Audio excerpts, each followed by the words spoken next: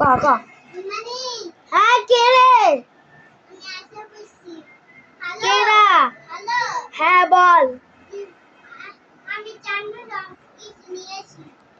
আচ্ছা তুই কালকে আবি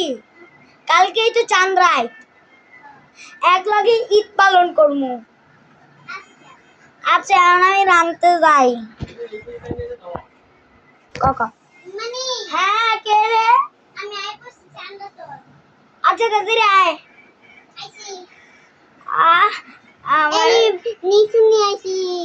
ওরে বাবারে এত কিছু না আনতে গেলে তুই বিদেশ থেকে এসেছিস আমাকে বললি না আচ্ছা হাত পা ধুয়ে খেতে বস যা হাত পা ধুয়ে খেতে বস